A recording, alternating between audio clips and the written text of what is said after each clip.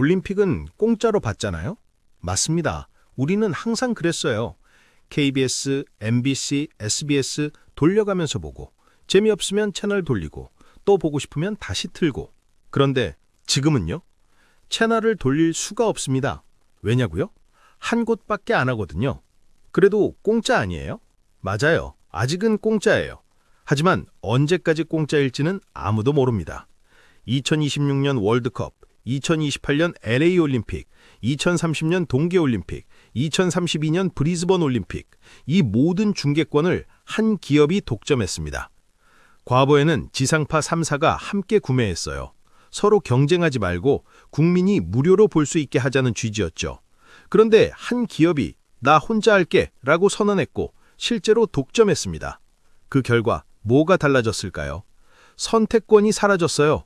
중계의 질이 떨어져도 다른 채널로 갈 수 없어요. 그리고 지금 그 독점 기업이 다시 지상파에 손을 내밀고 있습니다. 같이 하자고요. 아이러니하죠? 혼자 하겠다던 사람이 다시 같이 하자고 하는 이유가 뭘까요? 오늘은 올림픽 중계 독점 논란의 본질을 파헤쳐 보겠습니다.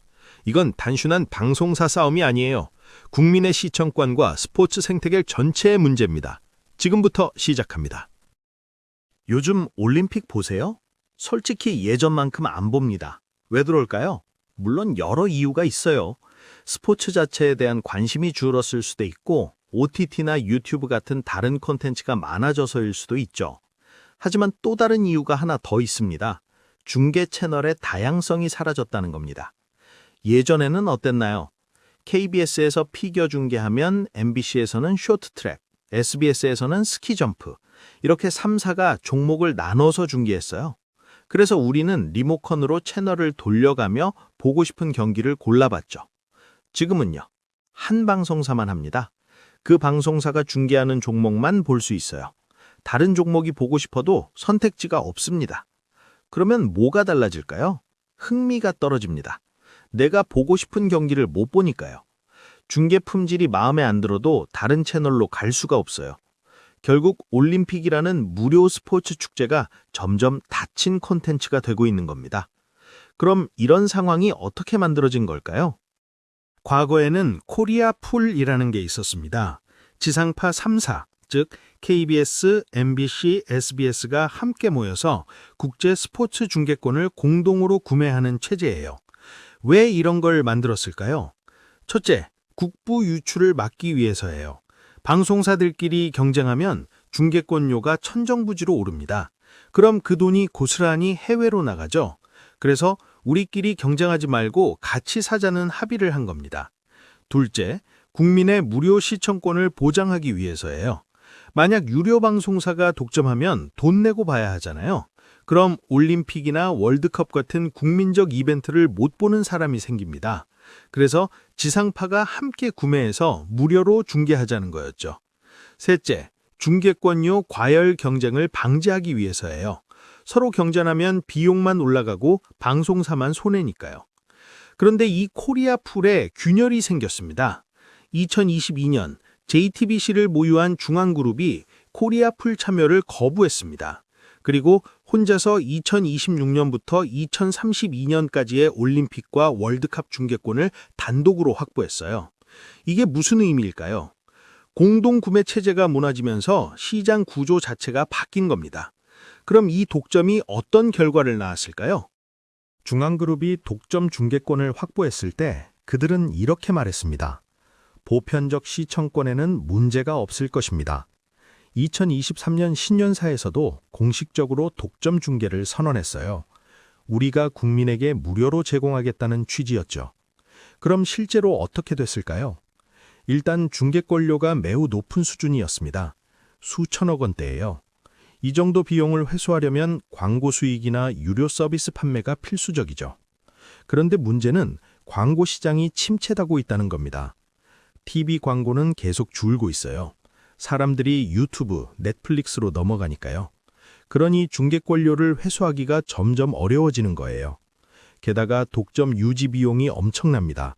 중계 인프라, 제작진, 송출 시스템, 이 모든 걸 혼자 감당해야 하니까요. 결국 독점은 확보는 쉬워도 유지가 어렵다는 진리가 입증된 겁니다. 그럼 중앙그룹은 어떻게 했을까요? 중앙그룹은 중계권료 부담이 현실화되자 전략을 바꿨습니다. 지상파에 비용을 전가하려고 한 거예요. 구체적으로 어떻게 했냐고요? 첫째, 전례 없는 패키지 입찰을 공고했습니다. 무슨 말이냐면 올림픽과 월드컵 중계권을 따로따로 파는 게 아니라 묶어서 판다는 거예요. 전부 다 사거나 아니면 아예 사지 마라는 식이죠. 이게 왜 문제일까요? 지상파 입장에서는 월드컵만 사고 싶을 수도 있어요. 올림픽은 시청률이 낮으니까요. 근데 패키지로만 팔면 선택지가 없잖아요. 결국 비용 부담이 커지는 거죠. 둘째, 더 나아가 코리아풀을 담합으로 공정거래위원회에 제소했습니다. 이게 얼마나 아이러니한 상황인지 아세요?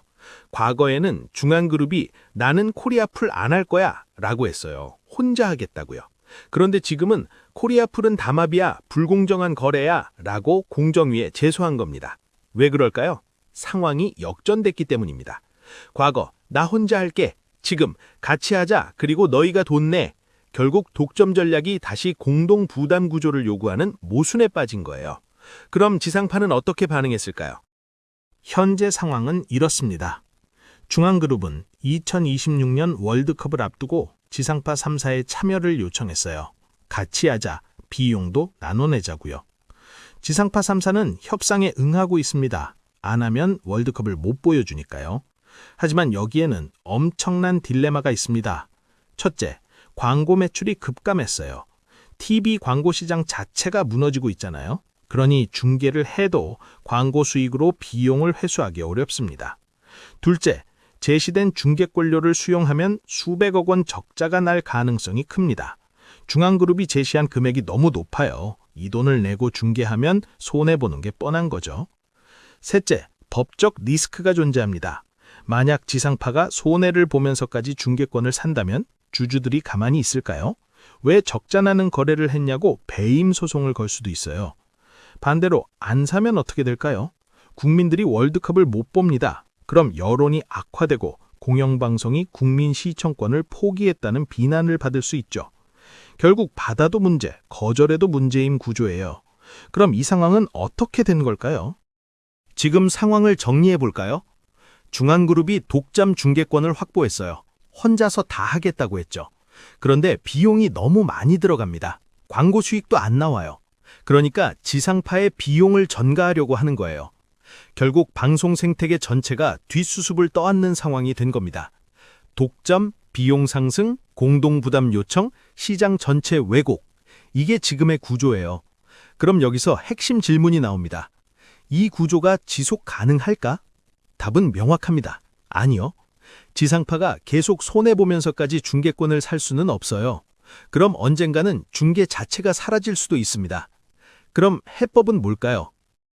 전문가들이 제안하는 첫 번째 해법은 코리아풀 확대입니다. 무슨 말이냐면 기존처럼 지상파 3사만 하는 게 아니라 모든 사업자가 참여할 수 있게 하자는 거예요. 구체적으로는 이렇습니다. 첫째, 지상파 3사는 기본으로 참여하고요. 둘째, JTBC 같은 종편도 참여할 수 있게 하고요. 셋째, 디지털 플랫폼까지 포함합니다. 네이버, 쿠팡플레이, 웨이브 같은 OTT도 참여할 수 있게 하는 거죠. 이렇게 하면 뭐가 좋을까요? 비용이 분산됩니다. 여러 사업자가 나눠내니까 부담이 줄어들죠. 과열 경쟁을 방지할 수 있어요. 서로 경쟁해서 중계권료를 올리는 게 아니라 함께 구매하니까요. 안정적으로 시청권을 확보할 수 있습니다. 여러 채널에서 중계하니까 선택지도 많아지고요. 결국 닫힌 독점이 아니라 확장된 공동체를 만드는 겁니다. 그런데 여기에도 문제가 있어요. 자발적 참여만으로는 해결이 안 될 수도 있거든요. 그럼 두 번째 해법을 볼까요? 두 번째 해법은 더 근본적입니다. 무료 방송 의무화 모델이에요. 호주 사례를 보면 이렇습니다. 호주에서는 올림픽이나 월드컵 같은 주요 스포츠 이벤트는 무료 지상파가 아니면 중계할 수 없습니다.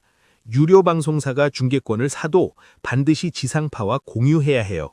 그래야 국민이 무료로 볼 수 있으니까요. 이게 뭘 의미할까요?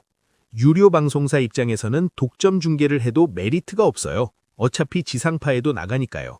그럼 굳이 비싼 돈 주고 독점할 이유가 없죠. 결과적으로 중계권료 인하 압력이 작용합니다. 그리고 국민 입장에서는 항상 무료로 볼 수 있어요. 유료 채널에 가입 안 해도 되는 거죠. 결론은 이겁니다. 스포츠는 단순한 컨텐츠가 아니라 공공재적 성격을 가지고 있습니다. 올림픽, 월드컵 같은 건 국민 모두의 축제예요. 이걸 시장 논리만으로 다루면 문제가 생기는 거죠. 그래서 제도적 장치가 필요합니다. 정리해볼까요? 올림픽 중계 독점 논란의 본질은 단순한 방송사 싸움이 아닙니다.